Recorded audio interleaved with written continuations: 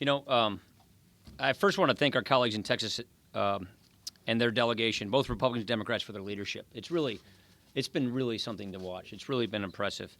When this all started to unfold, they were reaching out to express the urgency of the situation. I mean, 52 inches of rain.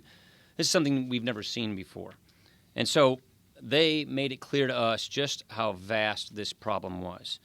And as soon as we finish here, the House will take action, as Kevin just said, on installment on this. We will not leave until this is done.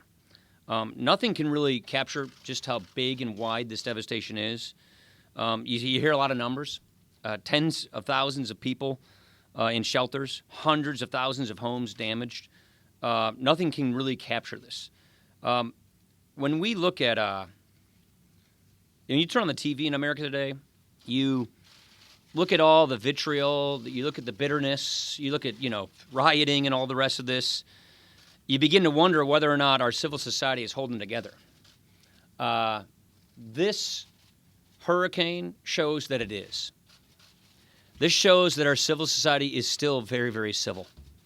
An email went around Janesville, Wisconsin to the various churches and schools, and we wanted to fill up one semi-trailer at Farm and Fleet with a business named Huffcore to send some aid down to the J.J. Watt Foundation, a local hero, plays for the Houston Texans.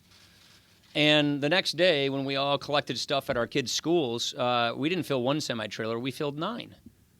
That's just in Janesville, Wisconsin, getting aid down to Houston. And so what I think is a good story out of all of this is, in this country, citizens, when they see other citizens in need, they step up and they answer the call. And so it is something that we should take stock and encouragement from. Now, we, government, have a responsibility as well. And as the majority leader said, technology is a good thing and it's helping us. But what it's also doing is it's moving money very fast through the system, as it should. And that is why we will not leave until we get this done, to make sure that the response is there. We've got another hurricane right now, Hurricane Irma, headed to our shores, and it's critical that we act immediately. So for now, we've got to make sure that we team up with our first responders. We are really encouraged and heartened by the people grabbing their boats and going and rescuing their citizens, by people all around America sending aid. And with one more hurricane, one that 185-mile-per-hour winds hitting our shores again, those people in that line are in our thoughts and our prayers. So I just think it's really important that we take stock of the fact that civil society in America is well and alive and is on display. Citizens are helping each other, and the government will be there to respond to the needs of these people who have faced this unprecedented devastation. Any questions? Mr. Speaker, following the President's decision yesterday on DACA, with the bill in Congress's court, and I was wondering whether you would support a standalone bill to address the DACA fix, or whether you think there needs to be broader immigration.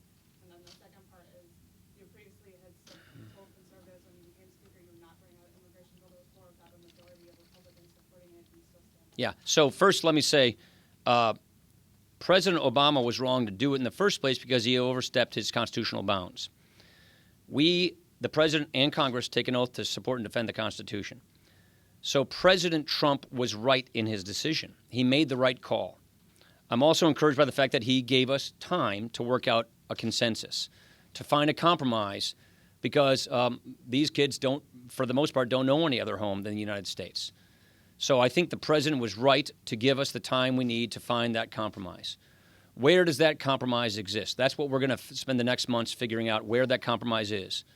But I think it's totally reasonable and appropriate that when you take a look at the DACA dilemma, this is a dilemma that in large part stems from the fact that it is a symptom of a larger problem. And the larger problem is that we do not have control of our borders. And so it's only reasonable and fitting that we also address the root cause of the problem, which is borders that are not sufficiently controlled, while we address this very real and very human problem that's right in front of us. So I think that's perfectly reasonable. As to your second part of your question, we will not be advancing legislation that does not have the support of President Trump, because we're going to work with the President on how to do this legislation. And if we have legislation coming through here that is worked with and supported by the President, I'm very confident that our members will support that. Susan. The Democrats now say they'll only support a I think that's a ridiculous idea. I hope that they don't mean that. Let's just think about this. We've got all this devastation in Texas. We've got another unprecedented hurricane about to hit Florida, and they want to play politics with a debt ceiling? That will strand the aid that we need to bring to these victims of these storms that have occurred or are about to occur, and then they also want to threaten default on our debt. I think that's ridiculous and disgraceful that they want to play politics with the debt ceiling at this moment when we have fellow citizens in need to respond to these hurricanes so that we do not strand them. I think what the leaders you just described proposed is unworkable, and it could put in jeopardy the kind of hurricane response we need to have.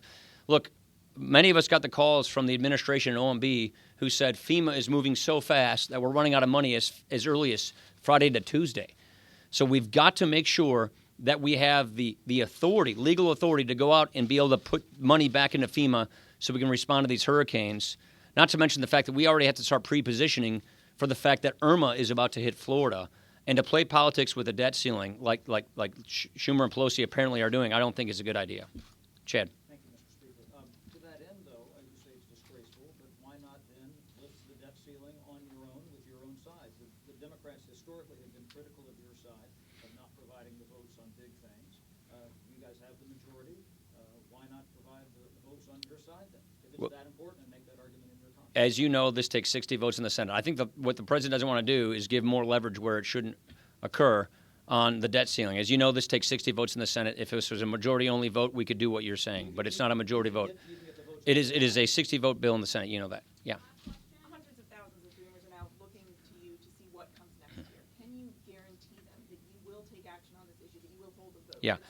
Look, I think people should rest easy, and I think the president made the right call, and the president also gave us the time and space we're going to need to find where that compromise is. As I mentioned in my opening remarks, this is a home that people know, and they don't know any other country as a home.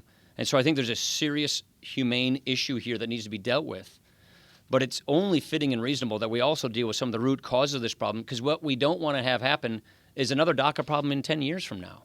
We want to make sure that we fix this issue for these kids, for these young people, and address the root cause of the problem so we don't have the same thing 10 years from now. And that's totally proper.